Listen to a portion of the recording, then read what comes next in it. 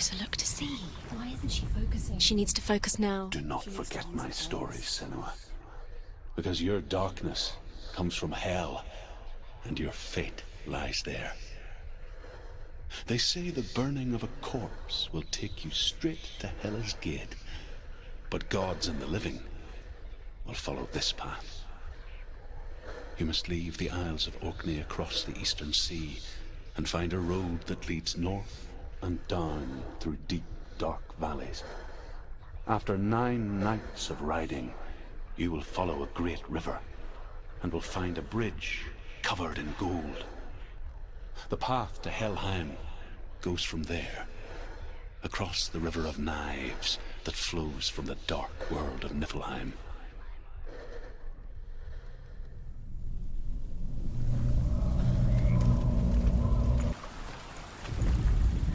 The Northmen speak of 9 worlds. The world of men they call Midgard. Sky gods dwell in Asgard. The gods of earth, harvest, wind, and sea dwell in Vanaheim. The good elves dwell in Alfheim. The evil ones dwell in Svartalfheim. The mountain giants dwell in Jotunheim. The fire giants dwell in Muspelheim. Niflheim is the world of ice and darkness. Only the dead dwell in Helheim, and that is where you must travel.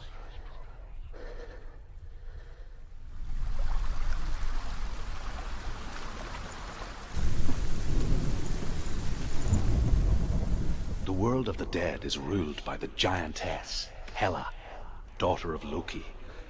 The gods feared her bloodline, bad on her mother's side and yet much worse on her father's.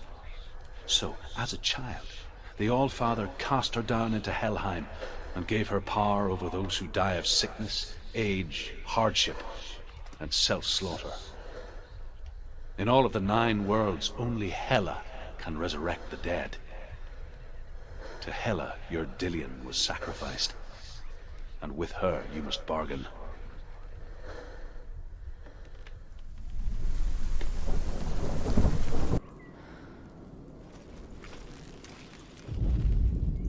The Northmen say that in the beginning there was nothing but darkness. Bitter cold to the north, fiery hot to the south. They say the cold formed ice, which melted from the sparks from the south. The power of the darkness gave life to the dripping ice, and the first giant was born, and was named Ymir. The ice continued to drip, and the power of the void gave life to it, and it became a cow, whose milk fed the giant. That's right, a cow, but you weren't expecting that.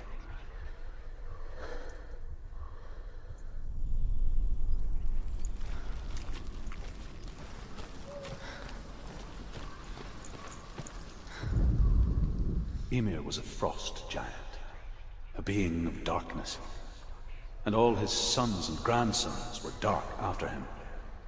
Of his daughters and granddaughters, some were monstrous, but others fair. But there was another who came from the ice. Buri. In shape, he was like a man, big and powerful. His son, Bor, took a fair giant to be his wife, and they had 3 sons. Odin was the eldest, and the Northmen hold him to be the foremost of the gods, the All-Father.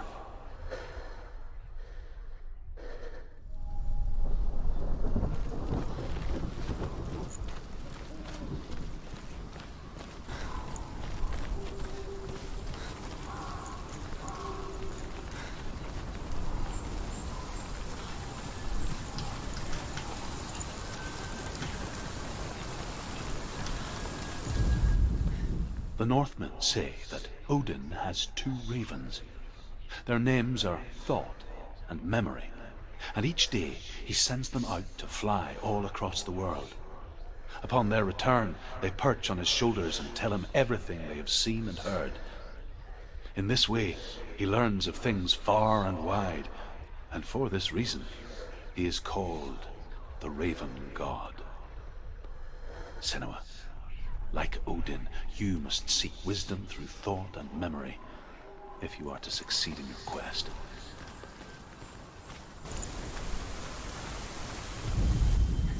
The Northmen say that Odin and his brothers killed Ymir, and that the world of men was formed from his corpse.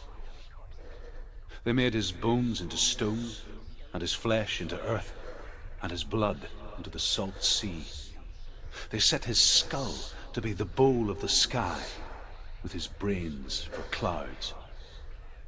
Odin and his brothers caught the sparks flying from Muspel and made them into stars. And to protect the new world from the giants, they used Ymir's great curving eyebrows as walls.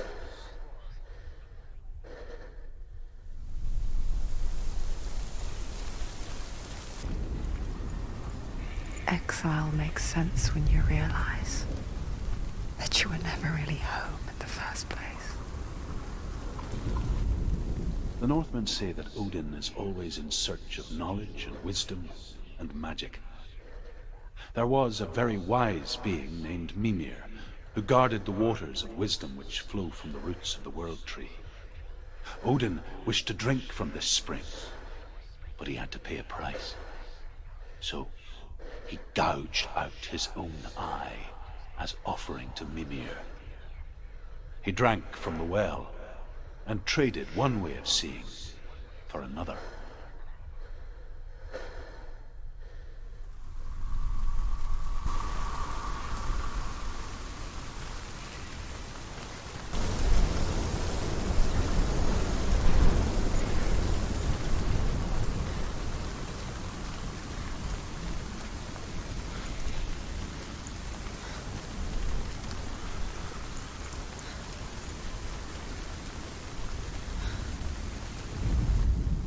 The Northmen say you must sacrifice in order to receive.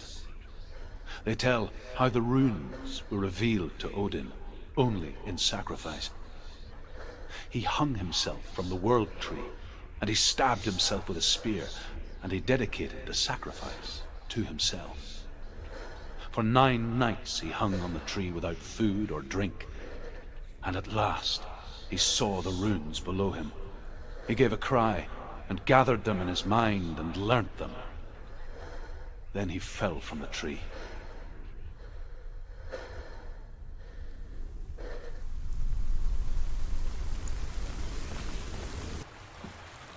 She took pity on him, for he was not long for this world. Like her, who spoke of his own darkness, the Northmen. The Northmen tell this story. Before the earth was created, there was a world called Muspel. Because it was in the south, it was bright and hot, flaming, burning. Sparks that flew out from Muspel became the stars. Other sparks melted ice in the frozen world of Niflheim, creating the body of the first giant, Ymir. Muspel is one of the 9 worlds, and is now the land of the fire giants. And people from elsewhere cannot endure a journey there.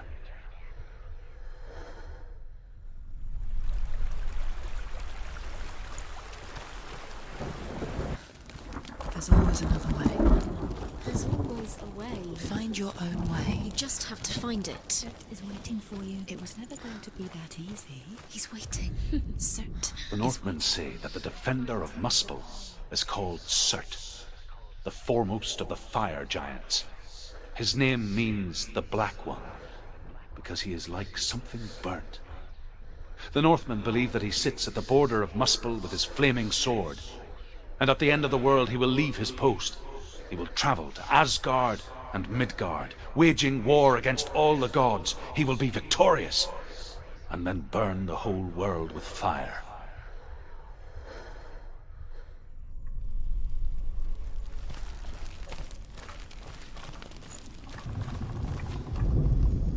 The Northmen believe that the world will be destroyed someday. They call it Ragnarok, the destiny of the gods. Asgard will be attacked by Surt and the fire giants. A monstrous wolf will swallow the sun, and the gods will fight in vain against their enemies. There is nothing they can do to prevent it, but Odin ever seeks knowledge and magic, hoping to find a way to postpone that dark day.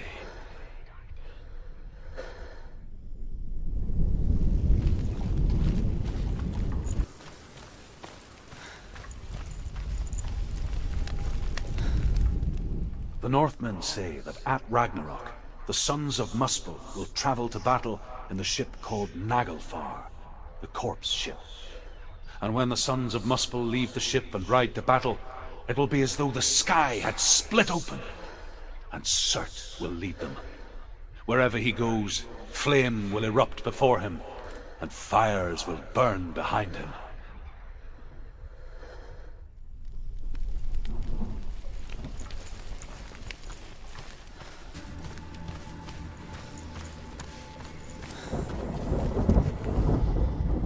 The Northmen say that what we see as a rainbow is the bridge that goes from the world of men to the world of the gods.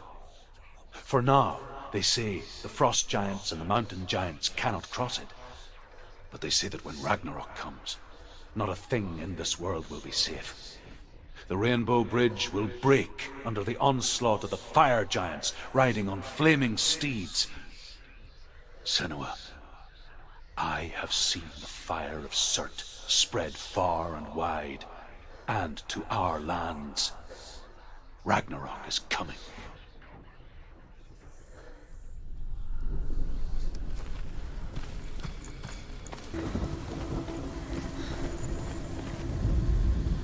However you come to the gold-covered bridge that leads to Hell, you may find it guarded by a giantess.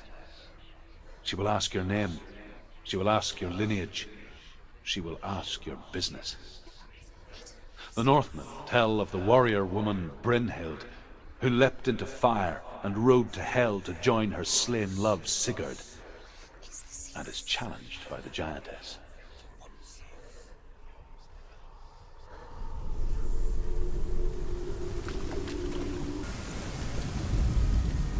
Hela possesses large dwelling places in Helheim. Tall are her walls, high are her gates. The name of her dish is hunger. Her knife is famine. On her threshold all will stumble. Her bed is called sick bed, and her bed hangings are called flames of a funeral pyre. They say she is easy to recognize, half black and half the color of flesh, and her face menacing and grim.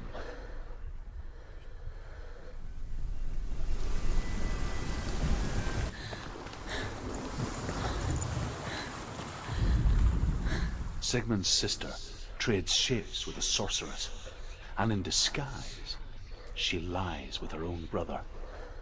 She gives birth to a son named Sinfjotli. After a time, she sends him to the forest to Sigmund. He tests the boy and finds him strong and fearless, and so they go to take their vengeance on King Siggeir.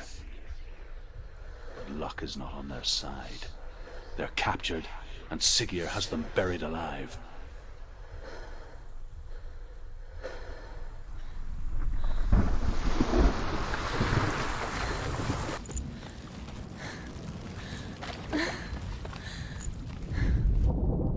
And here is the end of Sigmund's story. He was a fierce and great warrior who fought many battles. But one day, an old man came onto the battlefield. Although shadowed by a hood, Sigmund saw that he only had one eye. The man raised his spear, and Sigmund struck at it with his sword, but the sword shattered into pieces. Sigmund then knew that this was Odin, and thus that victory could not be his. He bowed his head and accepted his end. Dying, he tells his wife that she is with child, and that her son will one day make a great weapon out of the fragments of his sword. The sword named Gram.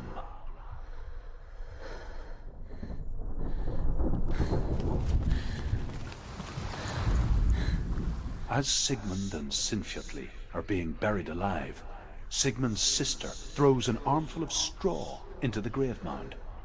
Hidden in the straw is Sigmund's sword, the gift of Odin. They cut their way out of the grave mound and set fire to Siggeir's hall. The king burns to death. Sigmund calls to his sister to come out so that she may live and be honored. She does come out, but only to tell him the truth. that she had slept with him, her brother, to beget a strong avenger. I am not fit to live, she says, and walks back into the fire. Strike vengeance from your heart, Senua, as there is always a heavy price to pay.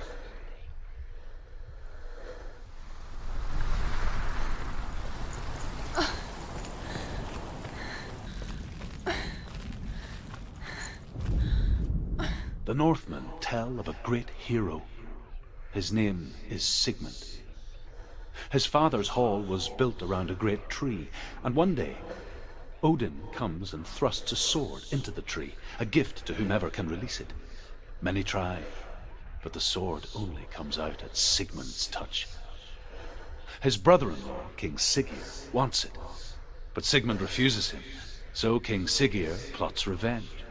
He invites Sigmund and his brothers to a feast, but when they arrive, they are met with an army, not a warm welcome. King Siggeir captures Sigmund and his brothers, steals his coveted sword, and readies them for execution.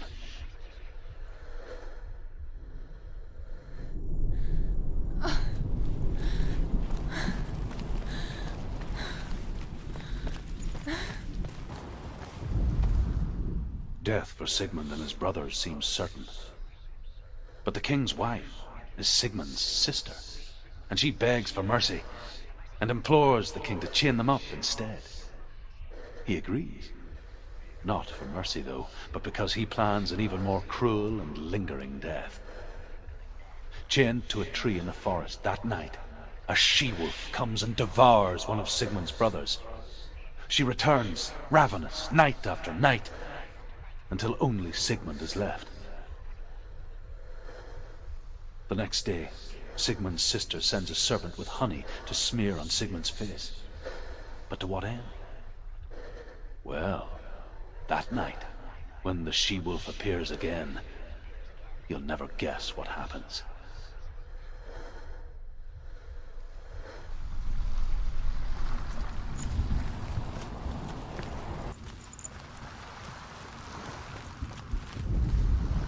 As the she-wolf licks the sweet honey from Sigmund's face, he bites the wolf's tongue. The she-wolf pulls away, but Sigmund holds on. The chains break, and he is free. After his escape, Sigmund lives like us, hidden in the forest.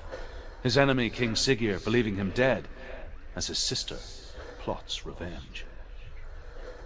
And for vengeance to succeed, even the great Sigmund needs help. So she sends her sons to him. But their blood is weak and corrupted, and they're put to death by Sigmund.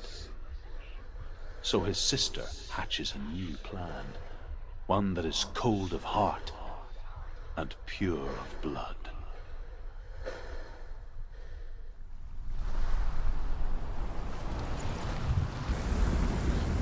Do this. Senua, you remind me of a story that the Northmen tell about a young woman warrior.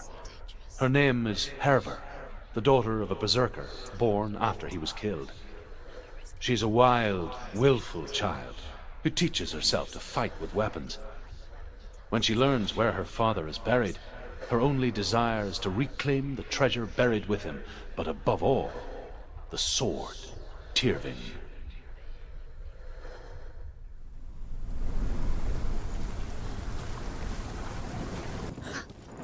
Did you hear that? Nothing. Was that voices?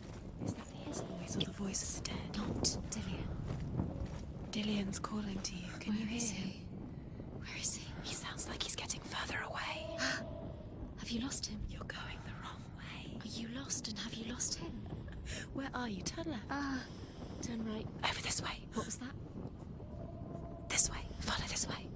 Nothing. Where are Hervor disguises herself as a man to join a band of warriors, and soon becomes their leader. When they come to the island where her father is buried, her men do not want to go ashore. They say that evil haunts the island, and that it is a worse place by day than other places are by night. Fearless, she lands alone. There are many grave mounds, and all of them have ghostly flames burning over them. She comes to the grave mound of her father after passing through these ghostly fires as though they were mist. The flames I passed through were real enough. Damn the Northmen to hell.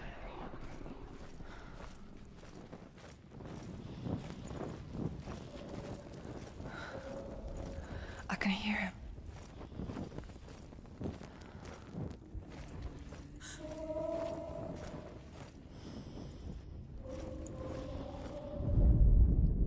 Within the burial mound, Hervor calls on her father to wake from death and bring her his sword.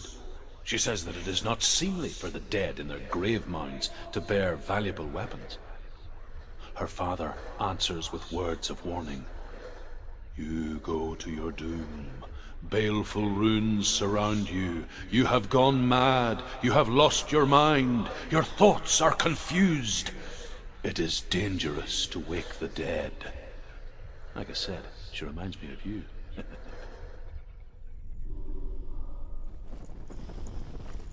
That voice doesn't sound like Dillian What's happening?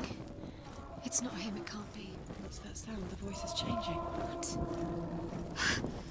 That's not Dillian. That doesn't sound like Dillian. It sounds like Senua. What's in there? What is it? A secret room. There was. How do you get in there?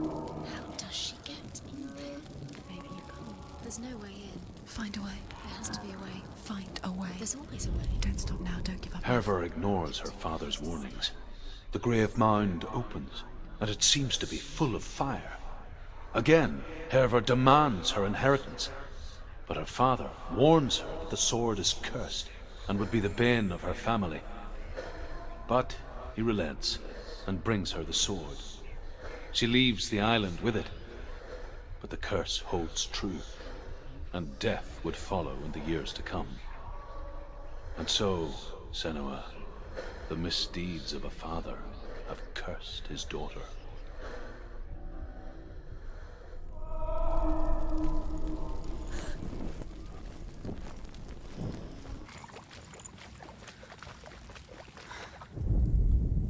The Northmen speak of a death moon, a light shaped like a half moon that appears inside a house and goes around the walls. I once saw the death moon appear at a farm, and first the shepherd died, then a guest died, and then the farmhands, and then the farmer and 6 of his men drowned at sea. But that is not the end of it, because the dead return to haunt the living. If you see the death moon, then beware, because there will be death in that house.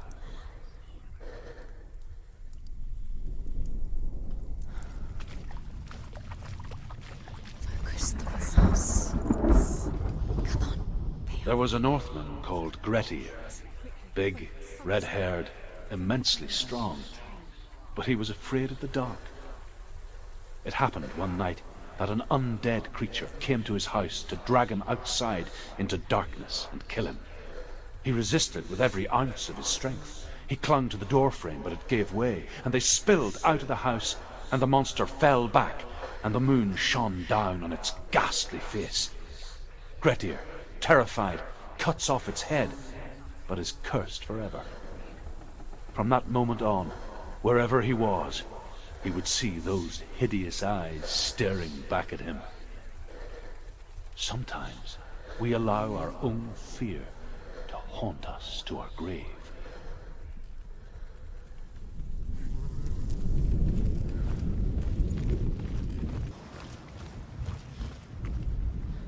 The Northmen tell this story about the death of Balder. It begins with dark dreams. Night after night, Balder dreams of his own death, and the gods fear for his life. So Balder's mother makes everything in the world, fire, water, iron, stone, earth, wood, beasts, birds, serpents, poison, sickness, swear an oath not to harm her son. One by one, they each make their vow. Neither weapons nor wood will injure him, Balder's mother boasts. Only Loki, father of Hela, the mistress of death, is not amused.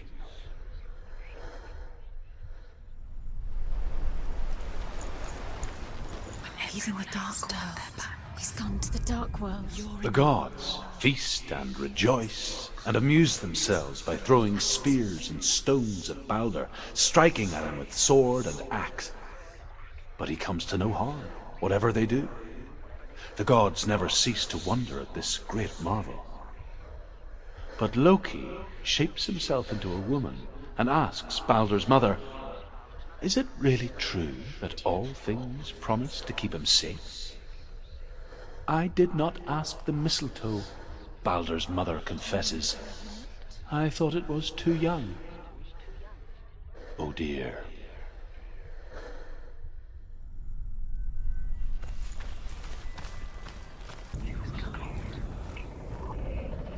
Loki makes a dart out of mistletoe and goes to the gods as they throw things at Balder.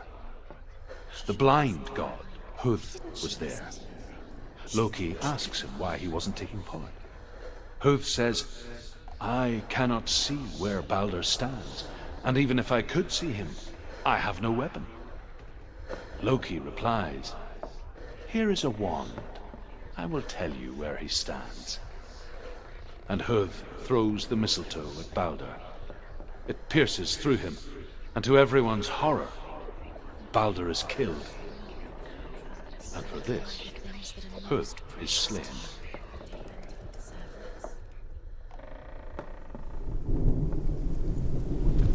Nobody will love her now. Can you remember what love feels like? Look what happens to Bet the you thing she loves. can't. She destroys the thing she loves.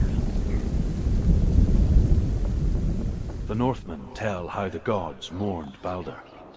His body was to be burnt on his ship, but they could not manage to push it into the sea, and sent for a giantess to do it.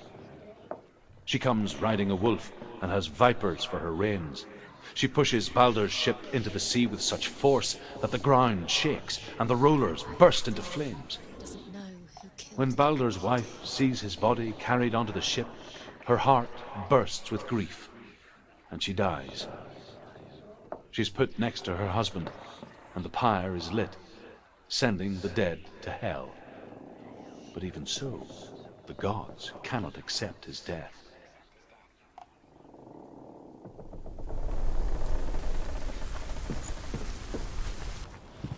He saw that she was strong. Overcome with grief, the gods send Hermod to ride to hell and ask Hela to let Balder return home. All the gods are weeping, he says. Are they? Asks Hela. We shall see if he is truly missed. If everything in the world will weep for him, he shall go back to the gods. But if even one thing refuses, Balder stays with me. The gods send messengers everywhere. Weep for Balder, weep him out of hell. And everything wept. Men, beasts, earth, stone, trees, metal, everything. Except for a giantess they found in a cave. Balder was never my friend, she says. Let hell keep what she has. The Northmen say that the giantess must have been Loki in disguise.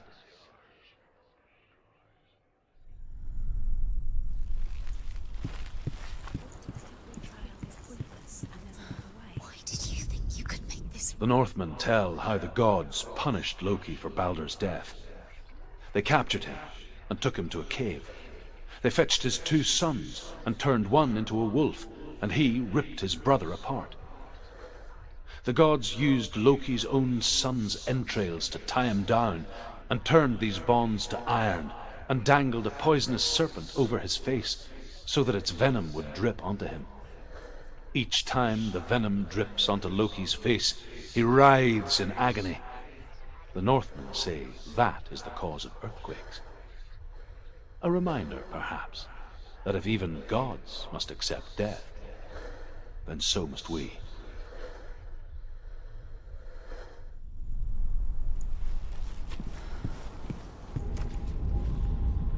I will tell you of a great hero named Sigurd, son of Sigmund, no less. Born after his father's death, Sigurd is cared for by the dwarf Rain. But Rain does not love the boy.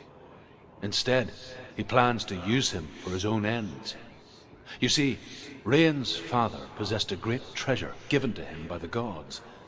But Rain's brother, Fafnir, killed his father and took the gold all for himself. Fafnir hid the treasure out on a heath and could not leave it.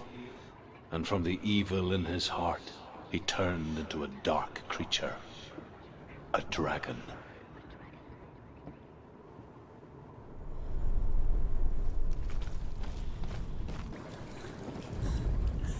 The dragon Fafnir is so large and deadly that it would be impossible to kill him face to face.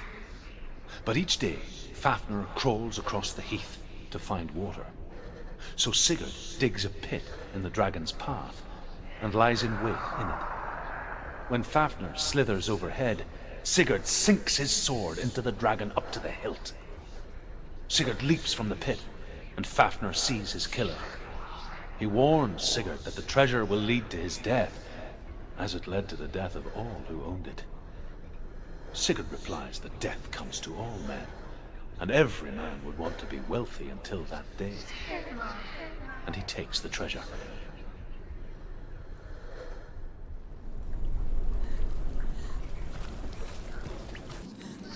But what if they lied? What if the darkness took her and trapped her here?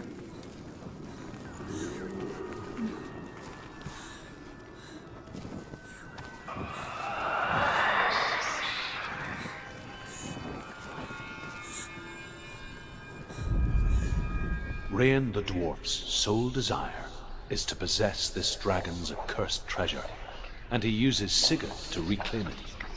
He tells Sigurd the story of Fafnir's gold, and the good-hearted hero promises to slay the dragon if Rain would forge a strong sword for him. Sigurd remembers that his father once possessed a sword given to him by Odin. Odin broke the sword to bring about Sigmund's death, but Sigurd's mother still has the pieces. And so Rain reforges the famous sword. Sigurd uses the sword first to avenge his father, and then he and Rain go in search of Fafnir.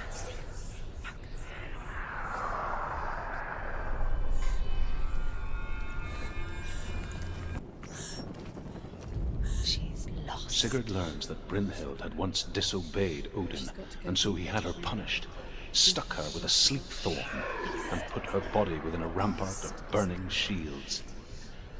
Only a man who knew no fear would ever reach her. But like me, Sigurd is fearless and passes through the flames, just as I did, and wakes the sleeping warrior girl.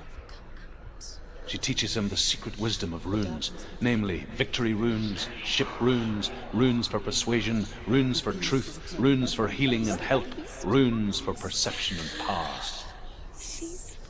Like Sigurd, the greatest young warrior of the North, you must learn the secrets of the runes to fight amongst the gods in hell.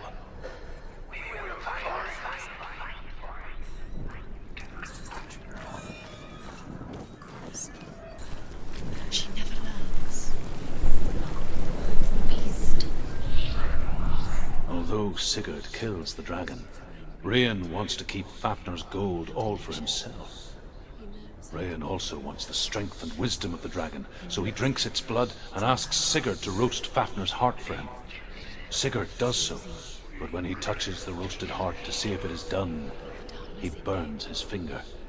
Without thinking, he licks his finger and tastes the dragon's blood. In that moment, he understands the language of birds and hears them talk nearby. Darkness will kill you.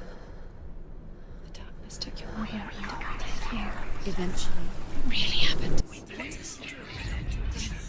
Sigurd's newfound power lets him hear the birds speak. And they say, Sigurd should eat the heart himself. Looking for Dillion. Rain wants Fafnir's gold. Sigurd should kill Rain before Rain kills him. She's going too slow. Dillion is so close. Sigurd should find Brynhild the Valkyrie, who sleeps an enchanted sleep. Dillion. Sigurd heeds the bird's advice. He kills Rain, eats Fafnir's roasted heart, and takes Fafnir's treasure. And he embarks on a new quest, to ride to Hinderfell and find Brynhild, the Valkyrie.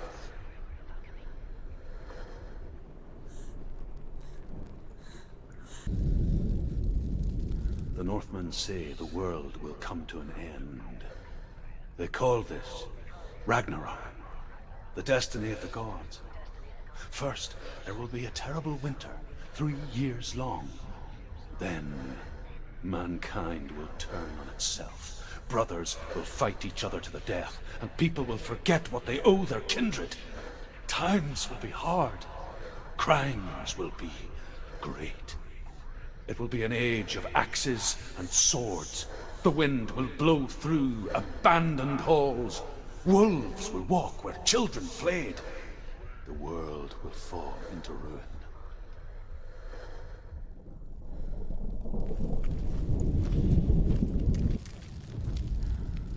The Northmen say the gods will fight their last battle at Ragnarok. Their watchmen will blow the horn that can be heard through the whole world. And Odin will speak with the severed head of Mimir, which gives him good counsel. The land of the giants will thunder with the sound of their army on the move. The gods will assemble. The dwarves will leave their stones. The frost giants will come from the east. The Midgard serpent will turn up the waves. Eagles will scream and tear at the corpses with their yellow beaks. The ship of the dead will set sail.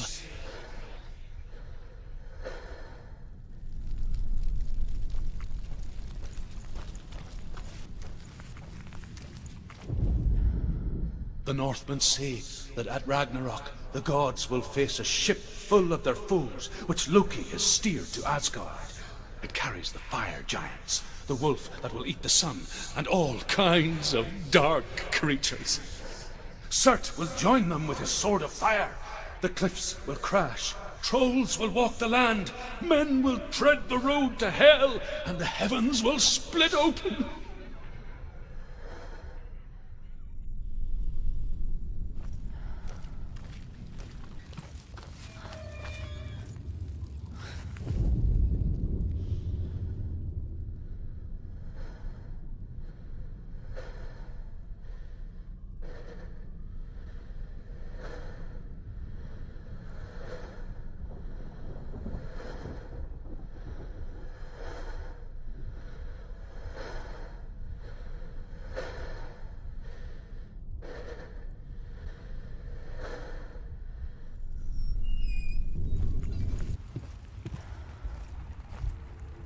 Seek Hela's truth. Mirror. Gods betray us. Unmasked. The man I was before Druth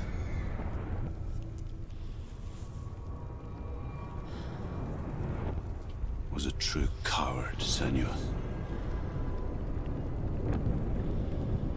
I was well-traveled. I spoke both their tongue and ours. So they took me as a slave. I thought I could help to broker peace. Or at least stay their hands from slaughter. But under torture, I did no such thing. I led them to the treasures and slaves they sought. But I wasn't the only one. Another came to the Northmen willingly, offering a bargain, a man in black from your lands. And he was offered safe passage for his treason. In the end, Senua, it isn't the gods that cause us so much suffering, but those closest to us.